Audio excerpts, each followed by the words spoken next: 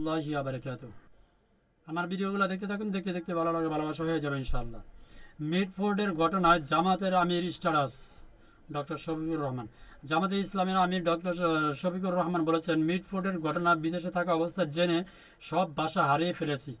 এটা সারা বাংলাদেশের মানুষ ভাষা হারিয়ে ফেলেছে। বিএনপির যে কার্যক্রম করছে, এটার জন্য শুধু বহিষ্কার। কিসের বহিষ্কার? বহিষ্কার তো আওয়ামী লীগও করছে। আপনারা বহিষ্কার দিয়েই কি আপনাদের নিজের দলের সব সাফ সাফাই করে ফেলবেন? কখনোই সম্ভব না। সারা বাংলার মানুষ দেখছে, হৃদয় কেঁপেছে। সারা বাংলার জমিনে বাংলার হৃদয় কেঁপে গেছে। আপনারা আছেন বহিষ্কার নিয়ে। শুক্রবার 11 জুলাই রাজধানীর পুরান ঢাকায় মিটফোর্ডের সামনে হত্যাকাণ্ডের ঘটনা সামাজিক যোগাযোগ মাধ্যমে ফেসবুকে একটি স্ট্যাটাস তিনি কথা বলেন। নিজের ভেরিফাই আইডিতে দেওয়া স্ট্যাটাসে ডক্টর শফিকুর রহমান লিখেছেন, এ কোন যুগ? আমরা বলছি এটা কোন যুগ? এটা তো আইমি জাহিলি যুগের চেয়েও নির্মম এই হত্যাকাণ্ড হয়েছে। সবাই তো দেখছেন। কোন সমাজ প্রকাশ্য দিবালোকে একজন ক্ষুদ্র সাধারণ ব্যবসায়ীকে শুধু চাঁদা দিতে অস্বীকৃতি জানানোর কারণে শত শত মানুষের সামনে কতটা নির্মমভাবে হত্যা করা হলো। আল্লাহু আকবার। তিনি আরও লেখেন, হে ক্ষতিগ্রস্ত মজলুম পরিবার, আমরা তোমার কাছে লজ্জিত। পরিণতি হওয়ার আগে সত্যিকারের কোনো প্রতিরোধ গড়ে তুলতে পারলাম না, এই জন্য আমরা আন্তরিকভাবে লজ্জিত। ইসলামের আমির আরও লেখেন, হে সমাজ, জেগে ওঠো, মানুষ হিসাবে বেঁচে থাকার প্রমাণ দাও। মনে রেখো, আজ তুমি কারোর বিপদে চুপ থাকলে আগামীকাল তোমার উপর এর চেয়েও বড় বিপদ এলে তখন তুমিও কাউকে পাশে পাবে না। এটা তো বাস্তব।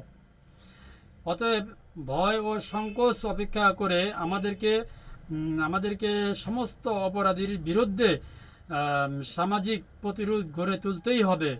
এটা আমিও বলছি, প্রতিরোধ তুলতে হবে। ভাই, আজকে এই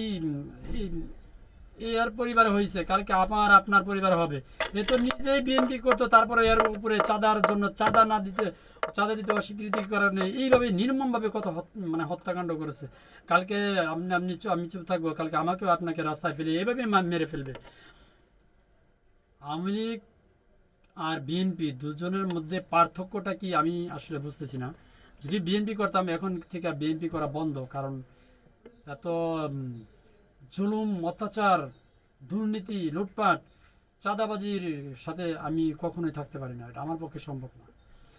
উল্লেখ্য, গত বুধবার 9 জুলাই সন্ধ্যা 6টার দিকে রাজধানীর স্যার সলিমুল্লাহ মেডিকেল কলেজ ও হাসপাতালের 3 নম্বর গেটের সামনে সোহাগকে নির্মমভাবে হত্যা করে একদল সন্ত্রাসী বিএনপি। প্রত্যক্ষদর্শীরা জানান, প্রথমে হাসপাতালের ভিতরেই তাকে মারধর করা হয়, পরে নিথর দেহ টেনে হিঁচড়ে মূল গেটের বাইরে এনে পাথর দিয়ে আঘাত করে ও ধারালো অস্ত্র দিয়ে কুপিয়ে হত্যা করে তারা।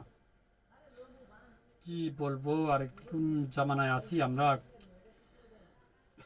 বিএনপির এখন একটাই কাজ, যদি বিএনপি ভালো হতে চায় তাহলে এইদের সাথে যারা জড়িত তাদেরকে প্রকাশ্য দিবালোকে সবার সামনে সবাইকে গুলি করে মেরে ফেলা উচিত। তা না হলে এই বিএনপি আর কেউ করবে না। কারণ এত নিকৃষ্টভাবে কেউ কাউকে মানুষ হত্যা করতে পারে না। গত সপ্তাহে আপনারা দেখেছেন, আমি আমার নিজের একটা ভিডিওতে দিছি, চাঁদা দাবি করছে, চাঁদা না দেওয়াতে, চাঁদা দিতে অস্বীকৃতি জানানো হলে তার বাড়িতে ঢুকে স্বামী স্ত্রীকে বিবস্ত্র করে মারধর করছে প্রথমে, তারপরে স্বামীকে আটকে রেখে স্বামীর সামনেই স্ত্রীকে গণধর্ষণ করছে। এই বিএনপি। এই জন্যই কি বিএনপি করতাম? এই জন্য কি বিএনপিকে সাপোর্ট করতাম? প্রশ্নই আসে না বিএনপিকে সাপোর্ট করার। আগে ভালো হন, তারপরে কে সাপোর্ট করবো। তা না হলে এই বিএনপি করার মানেই হয় না। আমরা দলকে ভালোবাসতাম, কিন্তু এই জন্য না যে আপনারা চোখের সামনে দিবালোকে সবাইকে খুন করবেন, যাকে মন চাবে ধর্ষণ করবেন, যার কাছে যেখানে মন চাবে চাঁদা চাবেন। এই জন্য তো ভাই আমরা বিএনপি করতাম না। বিএনপিকে বয়কট করলাম। আজকে থেকে বিএনপিকে বয়কট করলাম। যদি এখান থেকে বেরিয়ে না আসতে পারেন, লুটপাট, চাঁদাবাজ, ধর্ষণ, খুন, আরে আওয়ামী লীগ তো গুম করতো, আপনারা তো ডাইরেক্ট মার্ডার করতেছেন। আওয়ামী লীগের চাইতেও তো আপনারা বেশি অপকর্ম করতেছেন। দেখছেন তো গতকালকে রাত্রে এই মিছিল হয়েছে, টিনের চালে কাউয়া, তারপরে কি তারেক জিয়া, সাবুয়া, এরকম মিছিলও বেরিয়েছে। আরে ভাই আপনাদের জন্যই তো তারেক জিয়াকে এইরকম অপমানজনক কথা বলতেছে, আর বলবেই না কেন?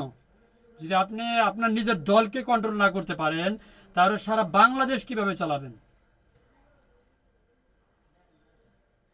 ভাই নিজে লজ্জিত এই ঘটনাটা দেখে। আল্লাহ তাআলা সবাইকে হেফাজত করুক। যারা দেখবেন ভিডিওটা পারলে শেয়ার করে দিবেন। ধন্যবাদ সবাইকে। আসসালামু আলাইকুম ওয়া রাহমাতুল্লাহি ওয়া বারাকাতুহু।